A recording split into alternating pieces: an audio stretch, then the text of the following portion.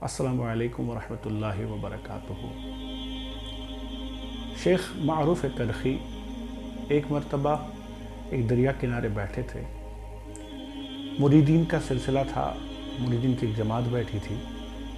Was फरमा रहे थे कि कुछ नौजवान एक तरफ से आए, उनके हाथों में शायद शराब की बोतलें रही होंगी। वो गाने गाते हुए जा रहे थे। मुरीदीन बड़े डिस्टर्ब हुए और शेख साहब से कहने लगे कि शेख, आप तो बाकरामत वली हैं, इनके लिए बद्दुआ कीजिए। शेख मारूफ करखी रहमतुल्लाहि ताला अलैह हाथ उठाते हैं और कहते हैं, इलाही व सय्यदी, ए रब्बा, ए मेरे माबूद, ए मेरे सरदार, अस्अलुका अन तफरिहहुम, ए अल्लाह, मैं तुझसे मांगता हूँ कि उनको खुश रखना। फिल आखिरती, आक़िबत में, आखिरत और क़यामत में इनको खुश रखना। कमा फरिहतहुम फिद दुनिया, जैसे इनको दुनिया में तूने खुश रखा है। आप देखें अंदाज़ क्या था। जब मुरीदीन परेशान हुए कि हमने तो बद्दुआ के लिए कहा था, तो पूछने लगे कि आपने क्या मांगा। तो उन्होंने वापस पे जवाब दिया, कहा कि देखिए, मैंने इनके लिए मांगा कि इलाही, ए रब्बा, इनको क़यामत के दिन खुश रखना। मतलब और मुराद ये थी कि जब क़यामत के दिन ये खुश रहेंगे, ये तभी खुश रहेंगे जब ईमान वाले होंगे, जब अमल वाले होंगे। मेरी मुराद यही थी कि अल्लाह इनकी हिदायत कर कि ये अमल वाले बन जाए और आखिरत में इनके लिए खुशी का सामान मुहैया हो जाए। बड़ा डिस्टर्ब हुआ मैं जब 31 जनवरी को गुलमर्ग में कुछ लोग पार्टी कर रहे थे और इसी तरह से कल 14 फरवरी को भी कुछ पार्टीज़ की वीडियोस सामने आई और लोग गालियां दे रहे थे, लोग उनको बद्दुआएं दे रहे थे, बुरा भला कह रहे थे।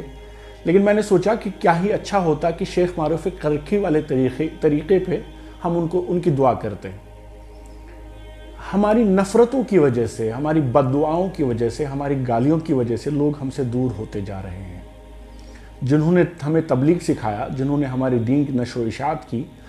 कश्मीर चूँकि अवलिया अल्लाह का मरकज़ रहा है, अवलिया हमारी उम्मत में वो मकाम और मर्तबा रखते हैं जो कि बनी इसराइल में पैगम्बरान हज़रात को मिलता था।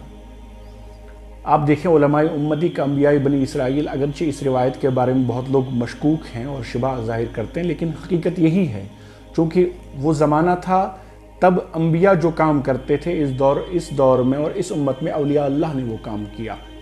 आप देखें, मुझे एक वलीउल्लाह का वाक़या याद आता है। एक मुरीद अपने पीर साहब के पास गए और पूछने लगे, ए पीर साहब, ए हमारे मुर्शिद, हमको इसमें आज़म सिखा दें। तो पूछा पीर साहब ने कि आप इसमें आज़म सीखने के बाद क्या करेंगे। तो इन्होंने कहा कि हज़रत, मुझे तो मालूम नहीं। कहा, जाइए, आप एक काम कीजिए, आज रात शहर के दरवाजे पे गुजारिए, सुबह आके मुझे हाल सुनाइएगा।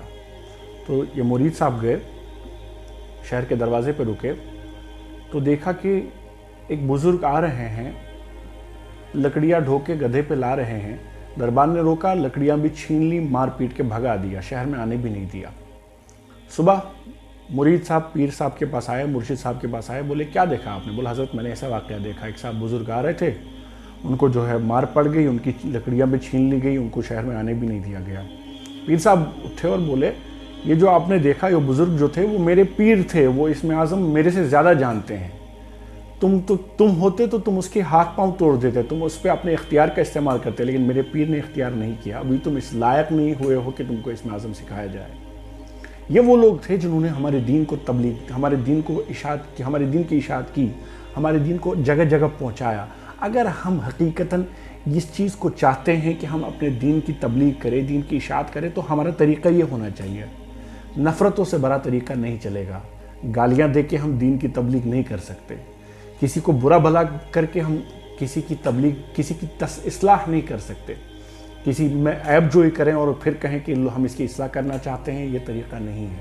रसूलुल्लाह सल्लल्लाहु अलैहि वसल्लम ने फरमाया कि तुम लोग अगर किसी की ऐब जोई, पर्दापोशी करोगे, किसी का ऐब हो और उसको छिपाओगे, तो क़यामत के दिन अल्लाह तुमको क़यामत की आग से दूर रखेगा।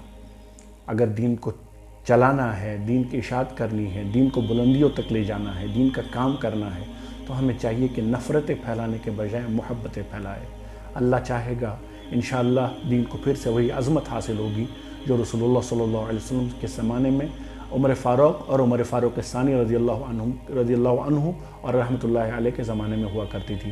انشاءاللہ اسلام سرفراز ہوگا۔ السلام علیکم ورحمۃ اللہ۔